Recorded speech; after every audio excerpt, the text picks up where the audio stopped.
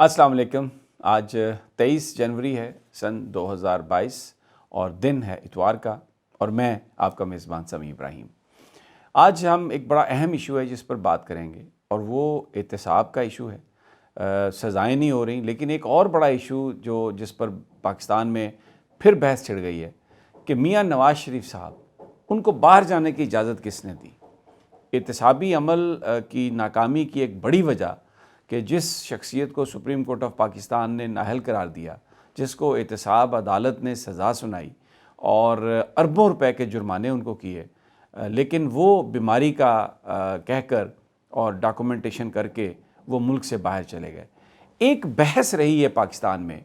PTI हमेशा ये कहती रही है कि अदालतों ने उन्हें बाहर भेजा है। अदालत को चाहिए था कि वो जो गारंटी और वारंटी जो कई अरब रुपए की हम मांग रहे थे उसको एक्सेप्ट करना चाहिए था, उसके तहत जाने की इजाज़त देनी चाहिए थी। जबकि जो नून लीग है वो ये कहती है कि हुकूमत ने उनको इजाज़त दी। वो नाम नहीं लेते कि अदलिया ने उनको इजाज़त दी। लेकिन अभी एक इस सारी बहस में एक नई इसमें एक एनर्जी आ गई है, एक नया इंकशाफ, और वो किसने किया है? वो पीटीआई के रहनुमा हैं जनाब असद उमर साहब। बड़े वज़ीर-ए-आज़म के फेवरेट हैं, इस वक्त एनसीओसी को हेड कर रहे हैं और इसके साथ साथ वो जो वज़ीर प्लानिंग भी हैं, ख़ास तौर पर सी पैक को भी देख रहे हैं। और सी पैक अथॉरिटी का जो चेयरमैन उन्होंने लगाया है वो उनका हैंड पिक्ड आदमी है और बहुत ज़्यादा इस वक्त वो वज़ीर-ए-आज़म के करीब भी हैं और जो तमाम जो मामलात हैं उनमें असद उमर साहब का बड़ा हाथ है। उन्होंने एक ऐसी बात कह दी है जिससे पीटीआई के वर्कर्स जो हैं वो खासे, मुझे लगता है जिनसे मेरी बात हुई है, वो एक गू मगू का शिकार हो गए हैं। असद उमर साहब ने ये कहा है कि नवाज़ शरीफ साहब को जो बाहर जाने की इजाज़त देने का मामला था, ये सोलली यानी बिल्कुल सिर्फ़ और सिर्फ ये जनाब इमरान खान साहब का डिसीजन था। और उन्होंने ये जियो टेलीविज़न के एक प्रोग्राम में ये बात की है जिसमें उन्होंने कहा है कि मैं उस कमरे में मौजूद था जहाँ पर कोई तकरीबन 7-8 पीटीआई के अहम रहनुमा मौजूद थे और वहाँ पर गुफ्तगू हो रही थी कि नवाज़ शरीफ साहब को बाहर जाने की इजाज़त मिलनी चाहिए या नहीं। तो फ़ैसला मेडिकल रिपोर्ट्स की सूरत में हुआ। उनको मेडिकल रिपोर्ट्स देखने के बाद हुआ, उसके अंदर जो चीज़ें थी उनकी रोशनी में हुआ। लेकिन ये गवर्नमेंट का फ़ैसला था, लेकिन मैं यहाँ पर बिल्कुल बात वाज़ेह कर देना चाहता हूँ कि ये सिर्फ़ वज़ीर-ए-आज़म साहब का डिसीजन था। फिर आगे चलकर उन्होंने इस इंटरव्यू में ये बात कही कि मैं भी उन कायदीन में से था जो ये कह रहे थे मेडिकल रिपोर्ट्स को देख के कि नवाज़ शरीफ साहब को बाहर जाने की इजाज़त मिलनी चाहिए। ये एक बड़ी अजीब बात है। ये अजीब बात इसलिए है कि इस मौके पर वज़ीर-ए-आज़म साहब की तरफ से ये ख़बरें आ रही हैं कि वो अपनी टीम में तब्दीली करने लगे हैं। वो एहतसाब के ज़िम्मेदारान जो लोग हैं उनसे खुश नहीं हैं। शहज़ाद अकबर साहब से वो खुश नहीं हैं और उन्होंने जो रिपोर्टेडली 1-2 मीटिंग्स में जो बात सामने आई उनमें उन्होंने ये कहा कि बिल्कुल कुछ ओपन एंड शट केसेस हैं, यानी पूरा एविडेंस है कुछ लोगों के मुताल्लिक कि उन्होंने माल बनाया है, लेकिन आप उनको भी सज़ाएँ नहीं दिलवा सके, किसी को भी आप सज़ा नहीं दिलवा सके। तो इन हालात में ये जो एक बात आई है सामने अब जनाब असद उमर साहब की तरफ से यकायक कि जनाब ये जो नवाज़ शरीफ साहब को बाहर जाने का मामला है, उनको बाहर भेजने की इजाज़त जो है, ये तो सिर्फ़ और सिर्फ इमरान खान साहब का फ़ैसला है। ये एक बड़ी कंट्रोवर्शियल बात है। बज़ाहिर वो ये कह सकते हैं कि जनाब मैं तो वो बात कर रहा हूँ कि बिल्कुल गवर्नमेंट का फ़ैसला है और गवर्नमेंट को कौन लीड कर रहे हैं? इमरान खान साहब कर रहे हैं, तो ये इमरान खान साहब का फ़ैसला है। ये बात भी हमें पता है कि जिस वक्त नवाज़ शरीफ साहब बीमार थे तो वज़ीर-ए-आज़म साहब ने अपने करीबी जो लोग थे उनको भेजा था कि वो जाएं और जाके तस्दीक करें।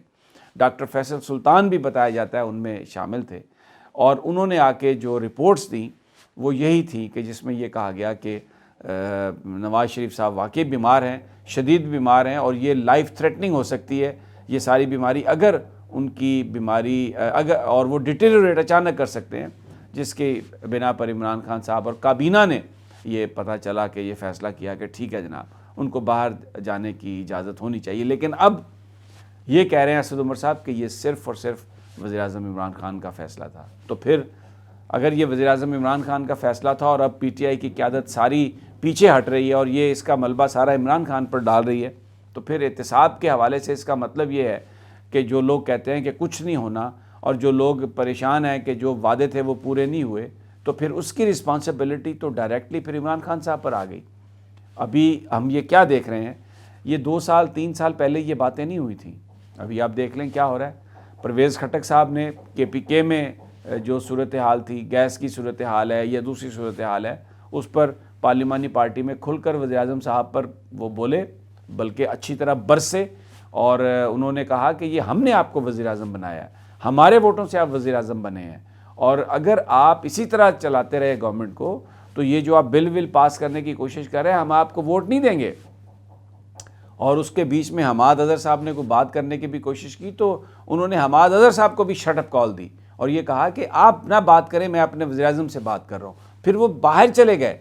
پھر اس کے بعد ہم نے پھر وزیر اعظم صاحب نے بھیجا لوگوں کو اور انہیں منا کے وہ لے کے آئے. اسی طرح نور عالم کا معاملہ آیا جس میں اب ان کو اظہار وجوہ کا نوٹس ہے. کل آخری تاریخ ہے، حالانکہ وہ کرونا میں مبتلا ہیں، کہ اگر کل تک جواب نہیں آئے گا تو جو ہمیں پی ٹی آئی کے سورسز بتا رہے ہیں کہ یہ فیصلہ کر لیا گیا کہ نور عالم کو سخت سزا دی جائے. انہیں بہت ساری جو کمیٹیاں ہیں، ذیلی کمیٹیاں، پبلک اکاؤنٹس کمیٹی اور یہ وہ، ان سب سے نکال دیا گیا.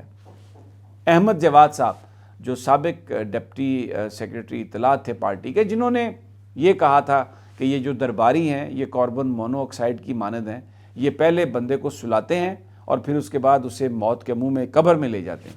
کیونکہ یہ جن دنوں بیان آیا تھا وہ یہ خبریں آ رہی تھی کہ مری میں بہت سارے لوگ جو مرے ہیں وہ کاربن مونو آکسائڈ سے مرے ہیں، تو پتہ بھی نہیں چلتا اس سے. تو خوش آمدیوں کو انہوں نے اس سے تشبیہ دی تھی، لیکن ان کو بھی اظہار وجوہ شوکاز نوٹس ان کو جاری کیا گیا تھا، اور اب ان کی پارٹی کی بنیادی جو ممبرشپ ہے وہ کینسل کر دی گئی کہ جی آپ پارٹی قیادت کے خلاف بات کرتے ہیں. لیکن یہ جو اسد عمر صاحب نے جو بات کی ہے، جس میں انہوں نے کہا ہے کہ یہ وزیر اعظم صاحب کا، یہ صرف وزیر اعظم صاحب کا فیصلہ تھا، سوللی ان کا فیصلہ تھا، تو یہ پھر جو وزیر اعظم صاحب احتسابی عمل کی سستی کی بات کرتے ہیں، پھر اس کا کون جواب دے گا؟